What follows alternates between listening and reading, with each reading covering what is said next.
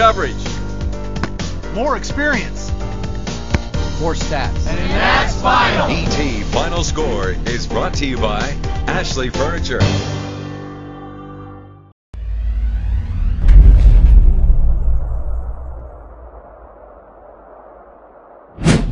Hello and welcome to the ETFinalScore.com High School Football Show. I'm Phil Hicks and I'm joined by Harold Wilson and Shane Stark, and there's some great games this weekend, and it starts off with the game of the week, or the game of the year if you want to call it. It's Whitehou at John Tyler. First we're going to talk to Harold about the John Tyler Lions, who are ranked number 2 in the state. Harold, welcome. And how about the Lions? What do they think about this matchup? Well, finally they've got that big game. You know, this team's been thinking in terms of a playoff run, and they want these kind of games. They had a few in non-district, but district's kind of gone their way. A lot of people knew Whitehou could be there at the end for them, so they're welcome in this game because it's a playoff ready game, and it's against a team right down the street, and it's for all the marbles, so they're ready for it. Really a Smith County rivalry.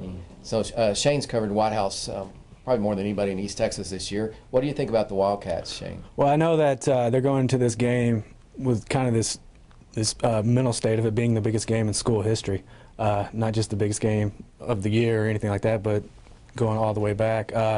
This is a team that really is, just talking to them this week, they don't seem like they have a lot of pressure. They seem like, you know, they have nothing to lose. They already know they're going to be, you know, the top seed in Division II. So they have this kind of this stance where they're just going in, they're going to try to shock the world because it would be a huge upset. All right, Harold, how about the John Tyler offense? What do they have to do against the Wildcat defense? Really, just keep doing what they've been doing. Probably avoid the turnovers because, you know, you don't want to give Whitehou any more opportunities than necessary because obviously Whitehou can score the football with the best of teams in Texas. So one good thing about John Tyler this year is they hadn't thrown an interception. Greg Ward's got, I believe, a 14-game streak now without an interception, 24 touchdowns, no interceptions. So that helps right there. So keeping the ball, holding on to it, you think they have a good chance to win because they've got a pretty efficient offense themselves. That's an amazing streak. How about Shane? What do the Wildcats offense have to do against JT? Well, they're probably going to score a lot of points, you know, just to keep up with John Tyler, because John Tyler's probably going to score a lot of points as well. Whitehou, you know, they've had a really good, you know, run here with offense the last 6 years, and Coach McFarland said yesterday, this is the best receiving core he's ever had. So they're deep at that, you know, at that position. And then Patrick Mahomes, first-year quarterback, he'll be going against, you know, a strong defense. But so far this year, I mean, he's been a gamer. I mean, from the first play of the year, he's put this, you know, this offense on his shoulders and really, you know, delivered them to a 9-0 season so far. I really think that Whitehou, their offense, they move the chains, they score a lot of points. So you know, we'll see how that goes against John Tyler. Now, Harold, we talk about the offense a lot all the time. How about some defensive players for John Tyler? I've been telling people the last few weeks, y'all, there are some guys you maybe need to start looking at. And let's start first inside on the defensive line with DeAndre Miller, Chris Mobber, not household names, but make no mistake about it, this is the glue to John Tyler's defense. DeAndre Miller missed the Lancaster loss. That was a big void. Came back the next week, John Tyler shut out. Robert E. Lee came back with another shutout against Lindale. It starts right there with those guys. Then you've got Tyus Bowser, he's doing a little bit of everything this year. Tyus has, let's see, 40 tackles, 15 for a loss, 10 quarterback carries. He's forced 3 fumbles, recovered 3 fumbles, scored 1 on a touchdown. Then you go to the middle linebacker. You've got Richard Gibson, another guy that's not a household name, but he makes the big hits. He really gives them a physical presence. And then the secondary, they've got 13 interceptions. All these guys played last year.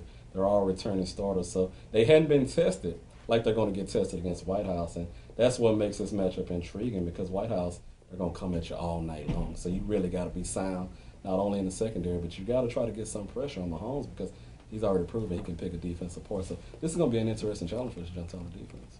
Very good. And how about the Wildcat defense? I know they played well at times this year. What do you think about them, Shane? Well, they've been a lot, you know, vastly improved from last year's team.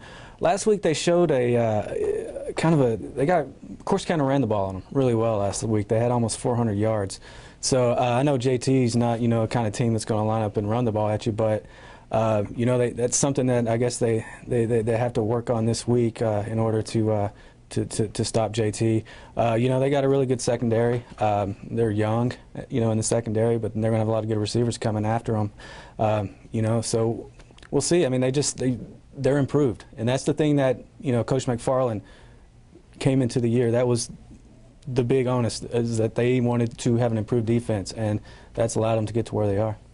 Now this game's going to be at 7:30 Friday on Earl Campbell Field at Trinity Mother Frances Rose Stadium. I expect probably 10 or so thousand fans will be there. It should be great excitement, get you ready for the playoffs. And speaking of playoffs, Harold, has John Tyler set up their playoff game yet? Yeah, the opponent is not guaranteed. Right now it's looking like it'll be Waxahachie, but the site has been set, and it'll be next Friday, 7:30 p.m. in Garland at Homer B. Johnson Stadium, regardless of who they play. That'd be a nice place to play. And how about Shane? How about the Wildcats? Same situation. Don't know exactly who it's going to be. It's looking like it might be Ennis. 7:30 Friday at Mesquite Memorial. And this is a playoff preview for this game, but there's some other games around East Texas. I know this has the big spotlight on it, but how about in Van? We got this is going to be for the 15 3A title. We have Canton and Van. What do you think about that matchup, Harold? I was able to see Canton earlier in the year against Wills Point, and they just reminded me of a throwback team. They like to line up, run the football, but they got balance too with those island guys. And I mean, just the way they keep teams off balance, being able to run, get yards with Reese Summer. I hope I didn't mix up his name. And just able to go to the air as well. I saw Van last year. Hadn't seen him this year. I know they've got a very explosive offense. But I liked what I saw from Ken just because they're balanced. They're able to do both things and get enough stops on defense. I think I'm siding with the Eagles on this one. Okay. And then how about Shane? How about the Van? Well, I got to go with Van. We differ on this one. You know, Van, you know, Garrett Smallwood and his receivers have really done a really remarkable job this year. Again, just like last year. And then also, the sophomore running back, Matt Savis. He's produced well this year. This is a matchup. You know, you got Van. I was looking at the stats. Van's averaging, 400-something yards a game, and Canton's up near 400 yards a game. They're both right at 40 points a game. I talked to both coaches today, and Coach Ivy believes that the game's going to be won. Whoever can shut the other team's offense down is the team that's going to win. Coach Moffitt, on the other hand, he believes it's going to come down to mistakes, fumbles, interceptions, special teams, stuff like that. So I think this is going to has a chance to be the best game of the weekend, to be honest with you. So you're going with the Vandals, and I got you're Van. going with the Eagles. In a close game. I think it's going to be like 49-48, something crazy like that maybe. Another entertaining game for fans. And also up in Gilmer, we have the number 4 ranked Kilgore Bulldogs, I believe, and Gilmer's just right outside the top 10. That's for the 16 3A title. How about that game, Shane?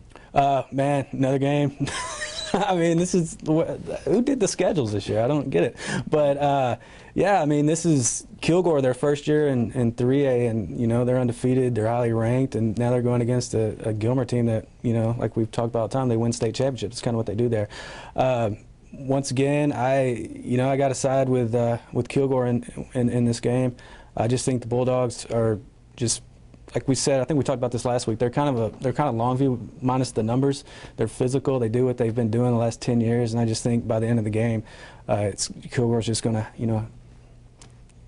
just physically win the ballgame. Now, Harold, you've seen Kilgore the last couple of years. They were in 4A. What do you think about the Bulldogs? Just an old school football team, like Shane said. You've got old school, you've got new school. You've got Gilmer, that new spread it out offense that just loves to put up numbers. And you got a Kilgore team that can control the clock.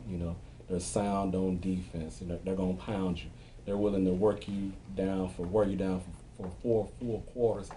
I look at this too with Kilgore. This team played a high level Class 4A last year, getting to the state quarterfinals. Still got some key guys back from that group. What impressed me with Kilgore was their ability to force turnovers, control that clock, and I just think that experience in 4A last year, their physicality, I'm gonna side with Kilgore in this one.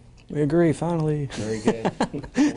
Earlier we did not pick the Wildcats and the Lions, so we're going to get their choices. How about you first, Harold? I'm going to go with John Tyler. Playing at home, finally playing a big game, I go with JT.